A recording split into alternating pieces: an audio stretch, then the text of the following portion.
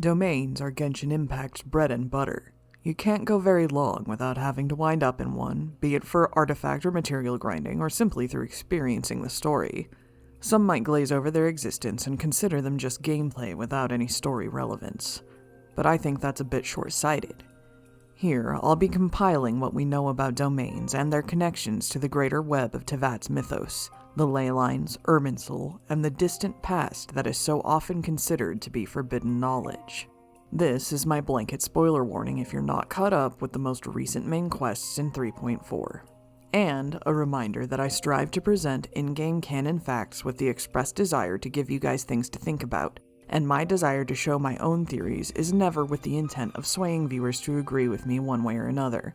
Like the Dendro Archon, I value knowledge for the sake of knowledge. It's the journey, not the destination. I'm Ganymede of the Hexen Circle, and I'll be your guide to domains, the withered white trees found within them, and what they can tell us about the history and laws of Teyvat. The Withered White Tree. There are many types of domains, but the first few we are introduced to in the storyline are what I like to call single-serving domains. These are the types that the main story will ask you to go into in order to progress, and usually are visually thematic to the region they exist in and/or the leg of story you're playing. These domains are, funny enough, probably the least linked to the overall interconnected web that is Teyvat. They really are more closely linked to their place in the storyline and serve the purpose that dungeons do in RPGs, generally speaking. These are best analyzed with the context of the stories they belong to, rather than trying to fit them in with permanent domains. These single-serving domains, generally speaking, do not end at the Withered White Tree as the others do, indicating that they are not part of that particular framework. This is one of the few cases where I'd say that it is, in fact, just a gameplay mechanic. There are a few categories for these permanent domains, and I'll start with the domains that offer different materials for upgrading weapons. They are called domains of forgery. The other kind are domains of blessing, where you find artifacts, hopefully with the stats you want, if you're lucky. And then the last type, domains of mastery, which are where you specifically get your talent books, and you're gonna need a lot of them. I hope you like books. Each of these ends at an altar with the withered tree, which is what I really want to talk about. Each domain features the same dressed-up altar at the end. There's the withered white tree itself, which resembles the leyline sprouts that abyss mages and heralds drop, containing the same blue crystal marbling in their roots and branches. The roots spill over from the central altar, wrapping around the stonework in a way that looks perfectly natural for a tree. Behind the tree is an inscrutable mural that many people have attempted to decode with little luck. I personally believe that the shapes inscribed are of more importance than the way that they're placed. The top image is of 5 circles, one in the center crossed with straight lines, and the 2 on either side resembling eyes with slit pupils. This, I believe, is most likely a reference to the primordial one and its shades. Beneath that is a depiction of what I think is a Celtic-style dragon, very similar to knotwork depictions of various beasts of legend and actual real-life runestones of Celtic origin. Beneath that is the familiar triquetra that appears in association with Paimon on Albedo's character demo splash screen, and in various other places associated most commonly with Conrain ruins. Directly beneath that is the clearest image on the mural, a depiction of a Seelie.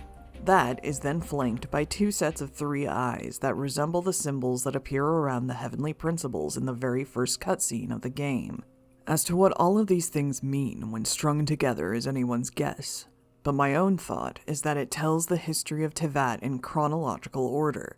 The beginning of the world, starting with the primordial one and its shades, their battle against the dragon sovereigns who ruled the previous world, the Seelie race as heavenly envoys, and then the coming of the heavenly principles as the current rulers of Teyvat from Celestia.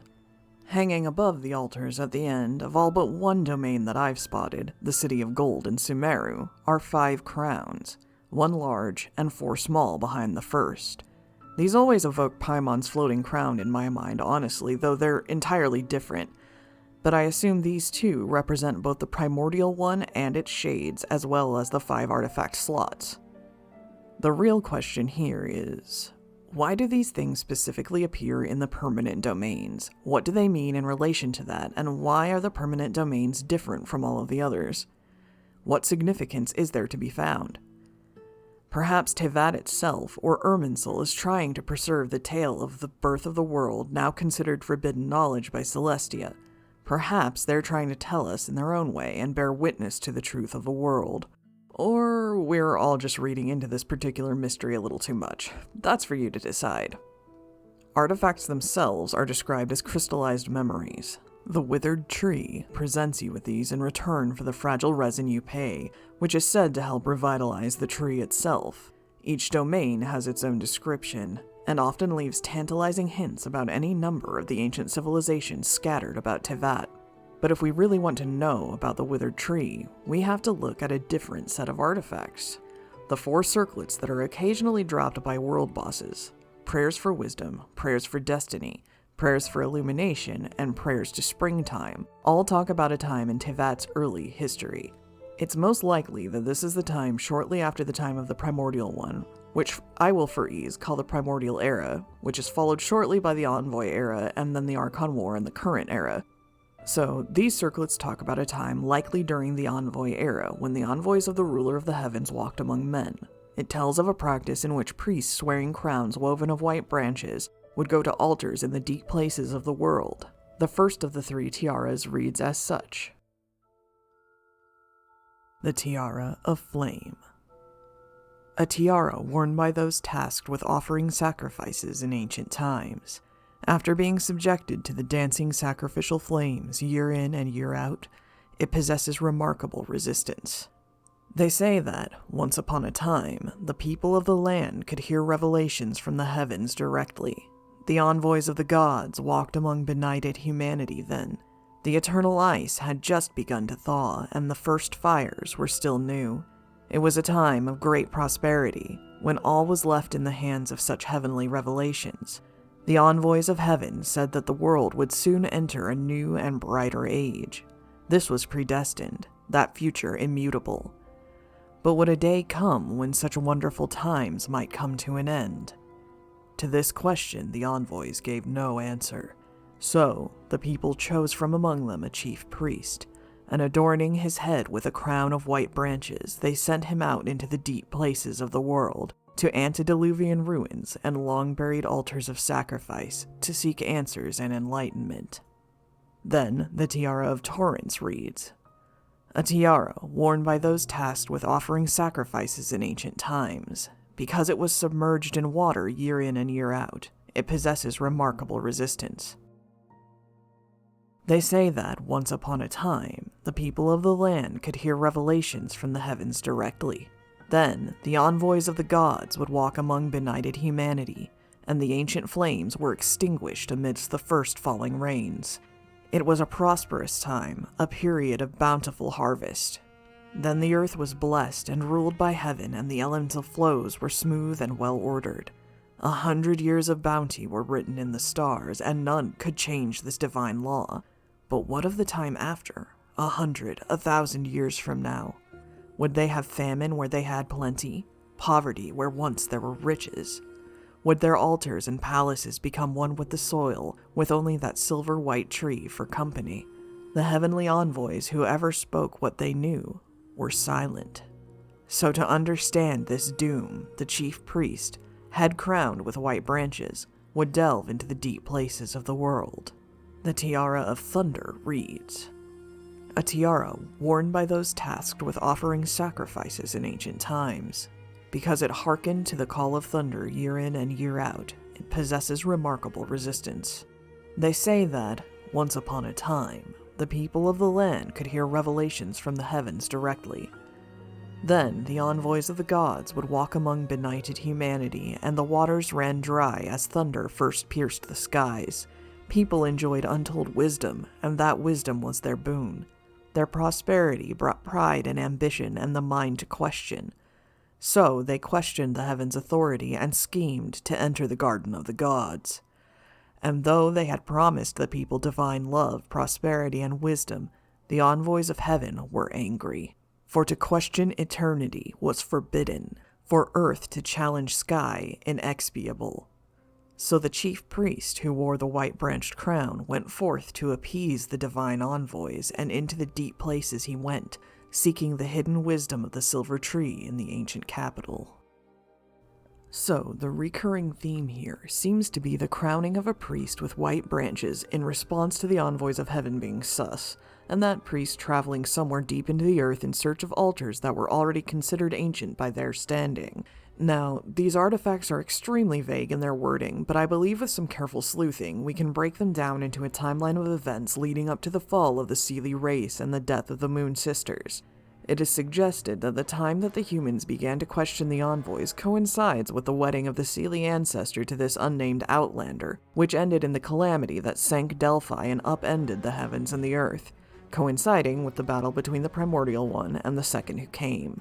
It also tells us an order to which the elements inundated Teyvat. For one, blizzard giving way to fire, to flood, then to thunder.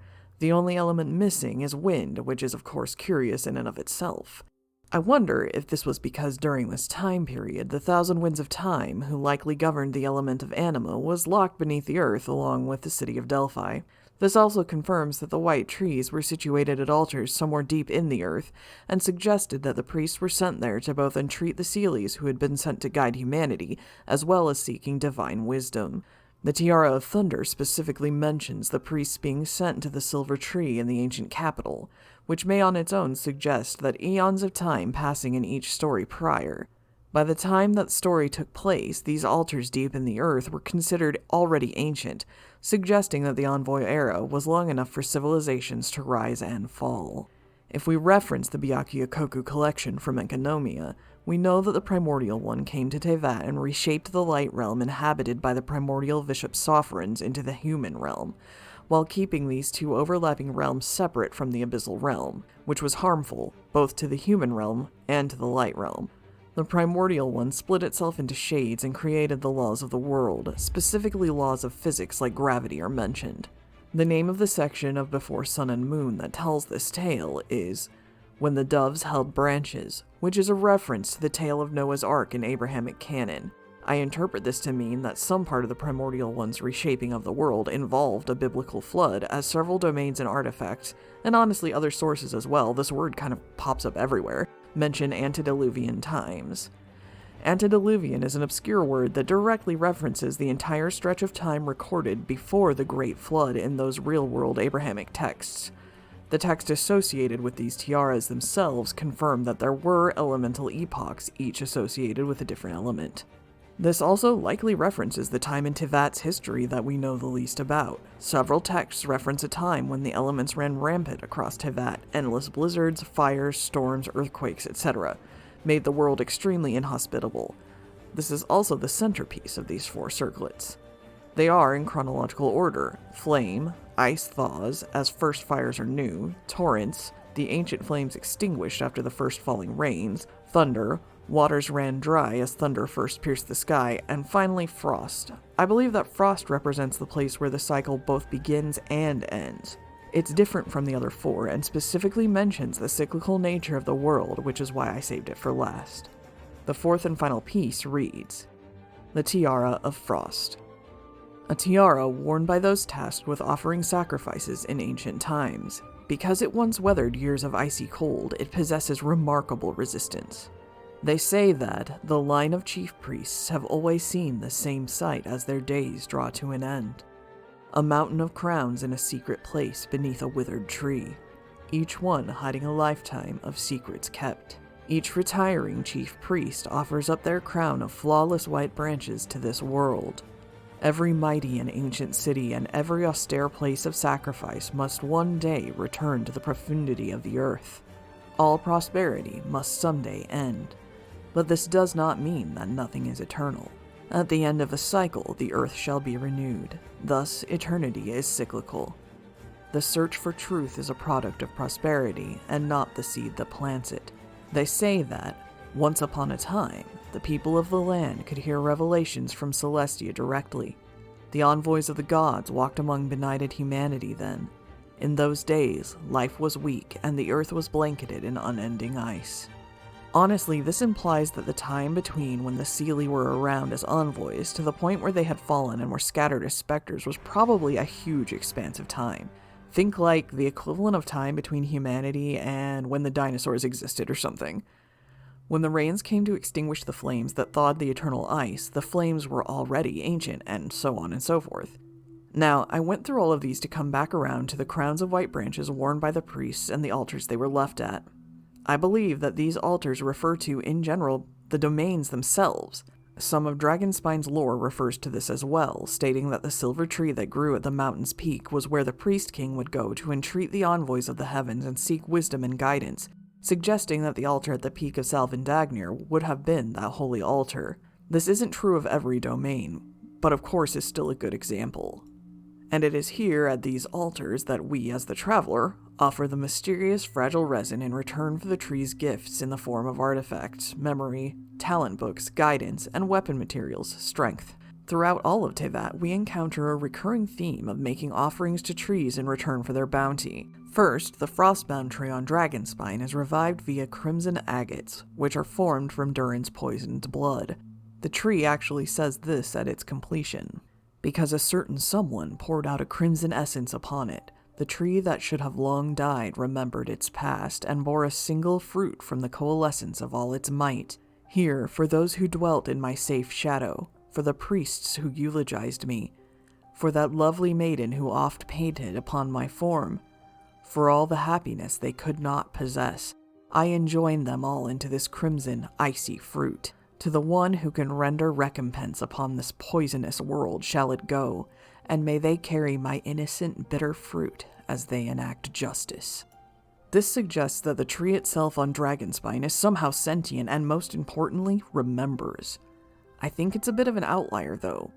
Although knowing what happens towards the end of Inazuma's Archon quest, we could imagine that the sacred Sakura tree might also have some sort of lingering will, Makoto's own will and sentience. Then, the dream tree in Sumeru is likely much the same. We know that these special trees are generally generated from the soul of an Aranara, so... The Dragonspine Frostbearer tree stands apart though, as it is grown directly from a grafted Irminsul sprout. The withered trees are said to all be connected by roots that run through the deepest part of the world, and their roots create the ley lines as we know them. This suggests that they are quite literally parts of Irminsul. Thinking of it that way, it almost brings to mind Irminsul as a kind of strange, spiky nucleus at the center of Teyvat, growing out and upward in every direction. I have to remind you here that the Irminsul we've seen and interacted with is not the actual physical tree. The first time we see Irminsul, in a literal sense, is in Sumeru, but even then, it's inside of Rukkhadevata's memory space, where we later go with Nahida to cleanse its blight. Knowing this, the fact that the items the trees give us are directly related to the memories of the world makes a bit more sense. Artifacts bear the story of those who owned them. Talent books contain the knowledge necessary to surpass the ordinary folks of the world for vision users. Weapon materials even have their own stories to tell, often related to the ancient civilizations that rose and fell in the regions where their domains are located. Then, Albedo gives us an interesting bit of information about the trees themselves as well in one of his voice lines. You would like to know more about petrified trees? Actually, the petrified trees you have come across in domains aren't that ancient. Truly ancient trees usually grow to around 1 or 2 miles in height. Oh, and there's a kind of large spider that lives around their roots. If you tie one up in Cape Jasmine and lemongrass, and sprinkle on some cardamom, smoke it for a few hours, you get a fragrant taste that's simply unforgettable. This seems to contradict the idea that these trees have been present at the domain since time immemorial, but I think it's more of a hint to the cyclical nature of the world and its civilizations. Even though they're ancient to the people of the current era, you won't find much of anything domain-related that's anywhere near as old as Zhongli, who is regarded by some to be the oldest living being in all of Teyvat. Let's just not talk about the part where Albedo is perfectly comfortable with eating giant, probably radioactive spiders. The other thing he says here is that truly ancient trees of this type grow to be 1 or 2 miles in height. I would love to know where he's encountered one, because that's an unfathomable size for a tree, honestly. I thought if we were going to see something like that, it'd definitely be in Sumeru, but maybe it's not so blatant, since most of Irminsul and its many offshoots are said to be entirely underground. Maybe we'll still get a chance to see. The other problem with Albedo's account is that we know him to be a capricious narrator. Though not really the type to lie outright unless it's for the sake of a plan or to protect his own privacy, well, therein lies the rub. He's also outright pranked the traveler at least once, and in a way that was a little scary, with regard to making us question whether he was really the real Albedo or not at the end of the second Dragonspine event. If his story is trustworthy, though, it kind of makes sense that the artifacts that tell the oldest stories, the White Branch circlets, are not found in the domains. From my recollection, the domain that produces the oldest tale on record is in fact the City of Gold domain located near Kajnisu in the desert of Sumeru.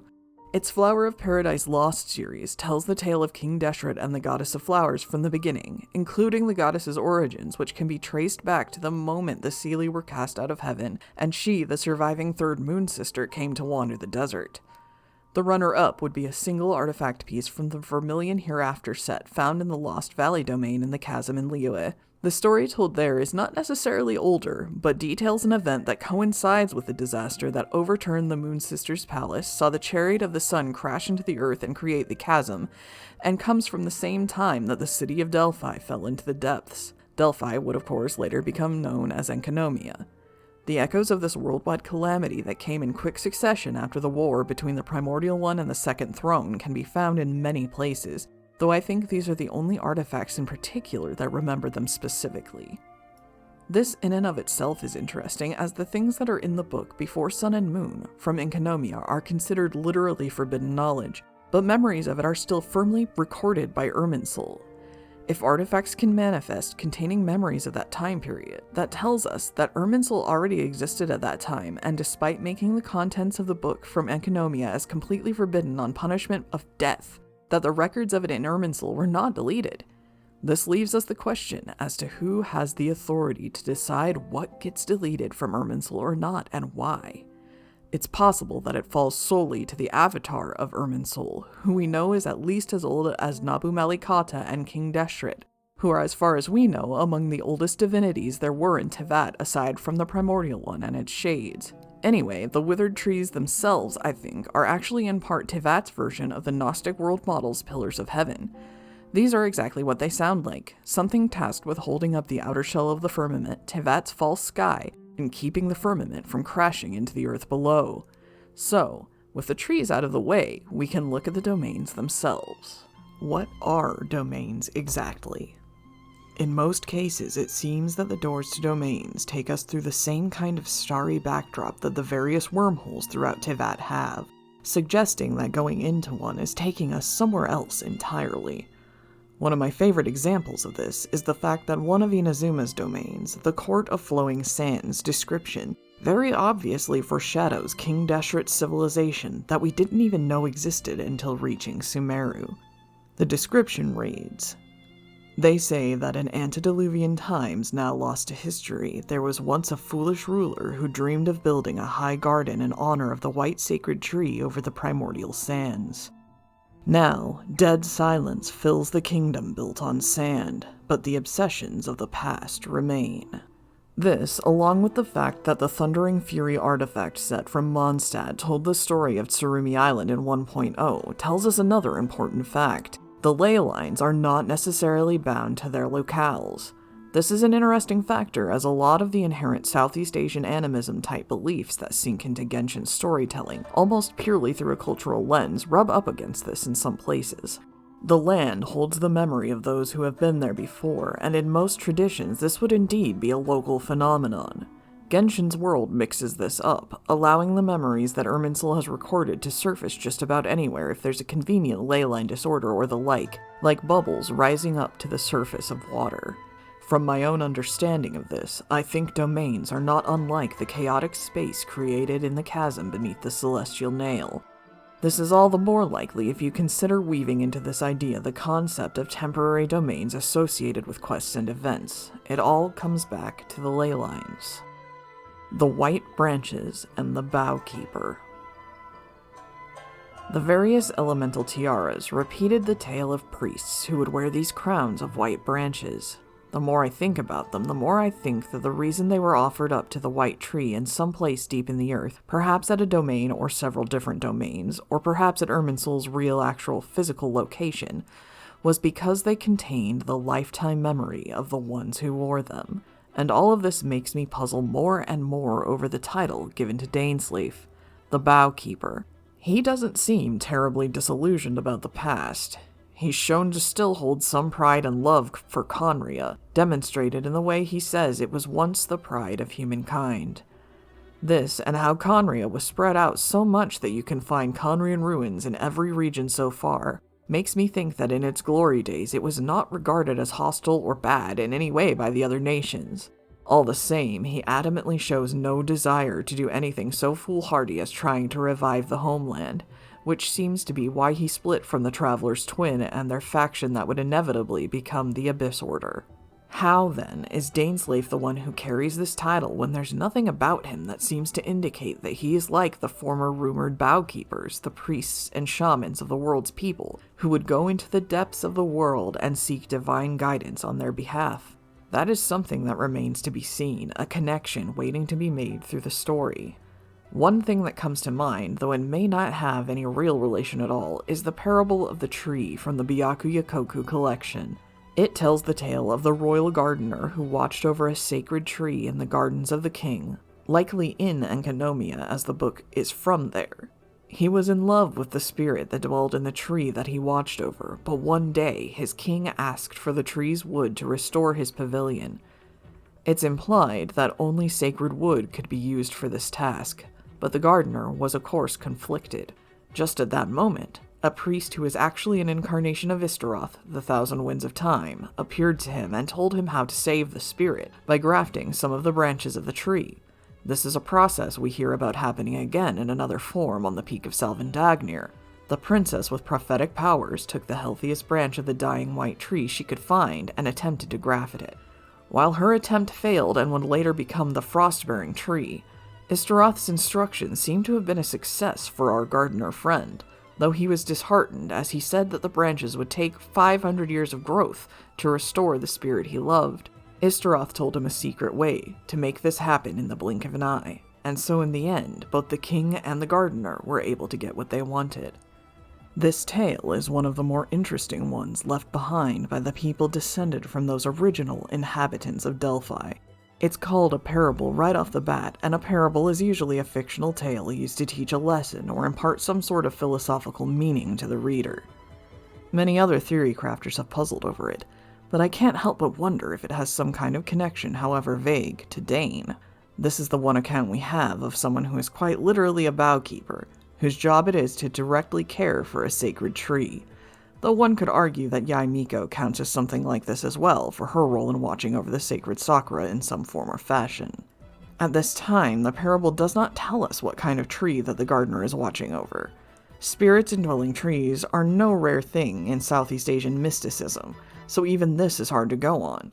The thing that makes me look twice is the combination of Enkanomiya's closeness to the wealth of forbidden knowledge from the beginning of the world, and another more obscure, barely ever spoken of fact about the place. There's a fact mentioned briefly and with virtual no explanation in the third book of the Byakuya collection that piques my interest every time I think of it. It's the description of the serpent's heart. From the first time our ancestors discovered this place, it had already played host to a unique phenomenon in which space itself might overlap in a certain locale. Later, those who came before us would utilize this phenomenon by creating the serpent's heart. It would be used to guard secrets, imprison criminals, and worship the great imaginary serpent, Ouroboros. In the earliest times, this place was called Delphi, the land of snakes. This name did not change even after the arrival of Watatsumi Omikami. Ancient art depicts the scaleless serpent as Ouroboros and the coral-adorned serpent as Orobashi. This little entry is extremely curious to me, as it is the only mention of this other serpent, the imaginary serpent, anywhere. While the use of the word imaginary to describe it, and the fact that it was called Ouroboros at all, makes me think maybe I really do need to do a deep dive on the Elysian realm, the Flame Chasers, and all of the parallels Honkai's recent story have spun. If we look to that alone, there's only one other place that a reference to an Ouroboros appears, and that is in Dainsleif's translated character card. The most interesting thing about this is that he has a constellation at all, as he states rather clearly that the gods have never looked upon him with favor, nor would he want them to, meaning he likely does not have a vision.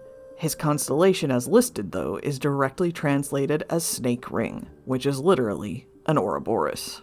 We know Dain as our main direct link to Conria, the one person we know who lived through it and saw it from the eyes of a Conrian rather than as a god or big player on the stage. And he's often the only one willing to share information with us on the matter. The question this opens up is, how is he connected to the civilization of Enkanomia, if at all? We do know that Enkanomia was not so entirely shut off from the world, at least near the end of its life, that no one could travel there. There's a clear account of Conrian envoys coming to the city in its final days, and it's likely that the mostly underground nation had some kind of relationship with Enkanomia beyond this. It brings to mind the quests in the Chasm where Dain easily identifies the ruins of the Upside-Down City, which share Enkanomia's architectural style and mark it as being from somewhere in the same time period, as being very similar to the architecture of Conria, but different enough for him to be able to say with confidence that they were older than the nation he hailed from. I know this was a bit of a detour, but the idea that there has to be some kind of connection between a title like the Bowkeeper and those tales of priests and shamans wearing crowns made of white branches just sticks in my brain like a splinter. I have a sneaking suspicion that with Sumeru being our current base of operations, that maybe, just maybe, we'll find out a little bit more about Dain's connection, if any, with Irminsul in the next few patches. To cover some other mentions of white branches that are likely connected to the withered trees of domains in the game, we can look to Tighnari's signature bow, the Viridescent Hunt. This bow belonged to a squire of the Forest King, Tiger, who was named Viridescent. She's also the subject of the Viridescent Venerer artifact set. When the calamity in Conria struck, she went out into the greater world to hunt and kill abyssal beasts, and was given the bow by a dying boy she came across in order to enact vengeance for him. Likewise, the Foliar Light of Incision, Alhaitham's signature sword, comes from the same place, white branches of the withered tree, plucked from deep in the forest of Sumeru by a fallen king from the desert named Faramars.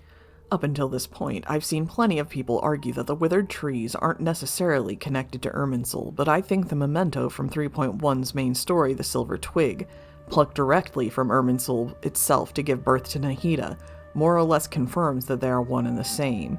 Even Rukkhadevata's dream manifestation of Irminsul is white, and looks disturbingly similar to Honkai's imaginary tree, but that's another video all on its own. So, to wrap this up, the domains are likely connected to the ancient time when priests and kings would wear crowns of Irminsul branches and go to the deep places of the earth in search of answers that the divine envoys of the heavens denied them. If Albedo's comments about the age of the withered trees in the domains we visit for our artifact drops and the like are in fact true, then we can assume that perhaps domains and their locations change over time, affected directly by the ley lines that are governed by the tree roots as they grow and shift. I feel this is further corroborated by the existence of temporary domains that appear and disappear for temporary events. While obviously just a gameplay mechanic on the surface, it seems to tie in nicely with the world building we've had in regard to the domains and how ley lines function seemingly at random as well. As the ley lines shift and overflow, new areas seem to pop up and appear out of nowhere. Where the ley lines are more stable, we get our permanent domains, mysterious doors that lead to somewhere else entirely with seemingly little rhyme or reason to their physical location. Even with what we know about them, I feel like I come out of this exploration with more questions than answers. I wonder if the lore about these mysterious places will ever be more fleshed out, or if perhaps the mystery is the point. The unknowns give the writers and developers plenty of room to create a space when it's needed in the story, and that is in and of itself a brilliant choice to make when it comes to world building. And at the end of the day, it may be just that, and we theory crafters could be chasing shadows, but that's what we do, right? I hope this little dive gave you some new things to think about. I know it certainly did for me. For now, this is the Hexen Circle signing off. I hope you'll join us on our next adventure.